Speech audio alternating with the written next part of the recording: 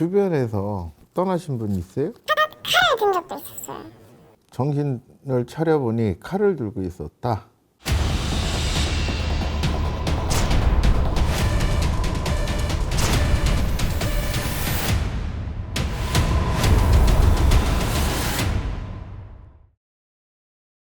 안녕하세요. 안녕하세요. 잠깐 좀 눈빛 좀 볼게요.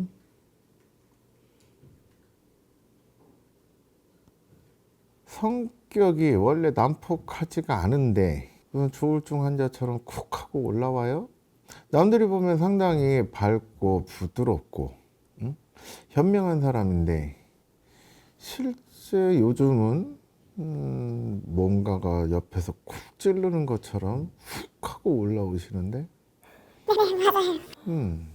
사실 제가 꿈을 꿨었는데, 꿈. 꿈을 꿨었는데 자꾸 그 꿈을 꾼 이후로 좀 자꾸 제가 약간 이상한 사람이 된 것처럼, 약간 몽유병 환자처럼 갑자기 이렇게 정신이 번쩍 들 때 이제 살펴보면은 이제 무슨 일이 일어나 있거나 막 이런 경우가 좀 많았어요. 칼을 든 적도 있었어요. 정신을 차려보니 칼을 들고 있었다. 유치원에서도 그런 적이 있었고, 유치원에서? 아이들 앞에서? 네. 안 좋은 일들도 계속 일어나고 그래서 직장에서도 이제 유치원에서도 좀 잘리고. 28살이에요.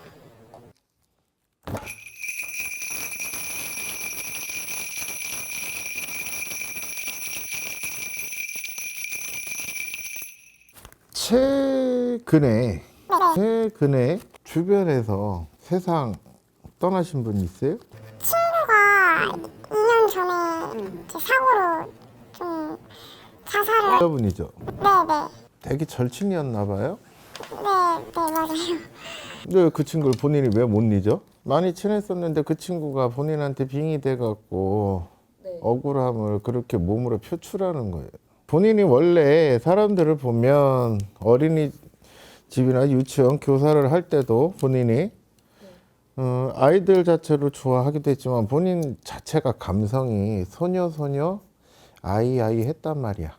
어떤 쉽게 걸은 소리 한마디 하는 것도 상당히 좀 껄끄러우신 분이고, 뭐 남한테 어떤 피해를 봤다 그래도 왜 우리 화나면 그냥 가다가 그냥 확 자빠져서 코나 깨져라 이런 소리조차도 생각조차도 잘 못하시는 분이에요. 이러면서 그냥 내가 손해보고 말지, 그냥 그랬나 보지, 이런 타입인데 본인이 언제부턴가 갑자기 내가 아닌 사람의 모습인 것 같고 또 내가 한 행동 자체를 지금 기억을 못해요. 응?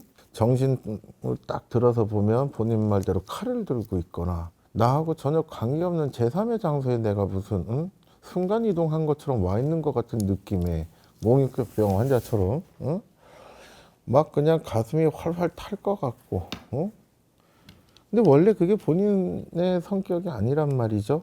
지금 이게 빨간 깃발이 재수 깃발이라고만 생각하면 안 되고, 이거 지금 금방 뽑았었잖아요. 막 활활 타는 거야. 그냥 막 막 가슴이 그분은 지금도. 근데 친구 몸을 빌어서 그거를 해소시키려고 어떻게든 속된 말로 안갚음하고 내 원한 다 풀고 가려고 내가 가장 친한 친구고 나를 자꾸 생각해 주니까 본인 몸에 빙이 돼서 그 본인의 몸을 빌어서 그런 행동을 하는 거야.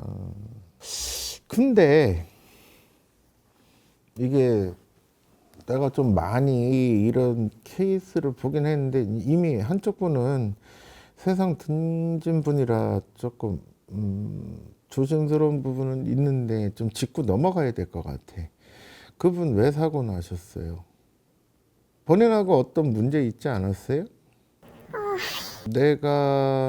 저는 뭐 제가 여태까지 점사 본 거 자료를 보시면 아시겠지만 실제로 점사 보러 오셨을 때도 다른 부분 갖고 오셨는데도 제가 어떤 정체성이나 이런 거에 대해서 콕 찍어서 말을 해서 문제가 되는 경우도 좀 있어요. 지금 세상 등진 친구분하고 본인하고 어떤 뭐 좀 다툼도 좀 있었던 것 같고 막판에 절친이라고는 하셨는데 약간 좀 서먹한 기운도 있고. 그 친구가 일단 고백을 하긴 했거든요. 그 좋아한다고 얘기하긴 했는데 근데 이제 그런 걸로 좀 많이 싸우기도 하고 좀 그랬었거든요. 죄책감을 안 느낀다면 거짓말이겠지. 응? 죄책감을 안 느낀다면 거짓말인데,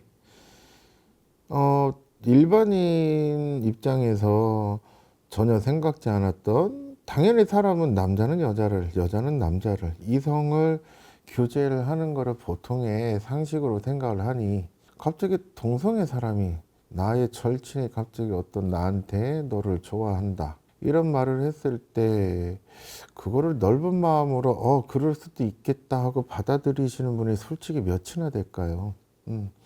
그거는 본인이 그렇게 안고 갈 짐은 아니야. 물론 그분도 본인을 믿고 얘기를 했는데 본인이 거기에 대해서 그러니까 뭐 그래 좋다 너랑 나랑 사귀자 이런 건 아니라도 좀 나를 이해해주고 감싸 안아줄 줄 알았는데 거기에 대해서 그냥 바로 푸시가 들어오니까 거기에 대한 그 부분에 대해서는 그 스스로 그분 입장에서는 되게 서운했던 거지. 거기에 대해서는 죄책감을 안 가졌으면 좋겠어요. 지금 그분 영가가 지금 옆으로 다가오는데 내 옆으로 본인 몸에 있지 왜 또 내 옆으로 와. 빙이 돼 있으면 거기나 있지. 내 자리에서 지금 본인을 쳐다보면서 하는 소리예요. 미안해하지 말해. 내가 어리석은 생각을 했던 거고 어리석은 판단으로 해서 세상 등지고 너를 못 보게 된 거지. 네가 나를 어떻게 하라고 한 적은 없다고. 본인 스스로 나가겠다고 해. 본인 몸에서. 이거 상담 끝나고 내가 본인 몸 쳐줄 테니까 연가 빼내고 테마 해줄게요. 간단해. 본인 또 지금 본인이 좀 나간다 해. 응? 이제는 거기에 대해서 시간이 필요할 거예요. 아무리 본인이 이제 그런 거에 대해서 그 친구분이 그런 거 얘기한 거에 대해서 내가 개의치 말아라. 본인이 그 친구가 어긋난 판단을 할 때 뭐 어떤 결정적인 계기가 되거나 이런 거 아니니까 나 때문이다. 뭐 이런 죄책감 이런 거 갖지 말라고 해도 지금 당장에는 나하고 가장 친했던 친구가 그렇게 됐기 때문에 한동안은 본인이 괴로워. 근데 그것도 자꾸 생각하지 말고 다른 거에 더 집중해서 본인 일이나 오늘 그렇게 테마하고 해서 본인이 몸이 개운해지면 취업 같은 거 하는 거에 더 신경 쓰고 또 아이들한테 본인이 아이들 진짜 좋아하네. 응? 응. 아이들하고 있으면 시간 가는지 모르니 취업해서 아이들하고 시간 보내면서 그 부분에 대해서 기억을 최대한 빨리 잊으려고 하셔야 되고 그리고 아무리 잊으려고 해도 어쩔 수 없이 시간은 필요합니다. 본인에 대한 것도 내가 바닷가 가서 안 좋은 것도 좀 쳐줄 것이고 오늘 일단 여기서 다 내가 쳐드릴 거야. 기본적인 건 쳐드리고 속옷 준비해서 저를 주시면은 제가 바닷가 가서 본인 이런 부분에 대해서 많은 시련 겪지 않게 정리해 드릴 거예요. 대신 내가 본인한테 나도 하고 싶은 말이 있어. 나 항상 점사 볼 때 하는 건데 내가 본인들 도와드리면 본인들도 정상적인 삶을 살려고 최대한 열심히 노력을 하셔야 돼. 무속이라는 게 무조건 100% 어떤 만병통치약은 아니거든. 본인들도 노력을 해야 되는 거고 우리도 신령님의 도움을 받아서 같이 합심해 갖고 그 힘을 합쳐야지만 힘이 되는 거예요. 아시겠죠? 수고하셨습니다. 감사합니다. 예, 오늘의 공수는요. 예, 현실에 최선을 다하자. 예, 이게 지금 이번 사례자 같은 경우도 보면은 본의 아니게 어떤 분의 인생에 있어서 개입이 된 부분인데 이런 말 있잖아요. 산 사람은 살아야 돼요. 근데 이분이 시간이 지나면은 이분도 그 부분에 대해서 잊혀지겠지만 냉정하게 생각해서 현실적인 판단을 해서 본인이 인간적인 미안함이나 안타까움은 있을지 몰라도 본인 현실에 최선을 다하는 게 삶의 선택일 것 같습니다.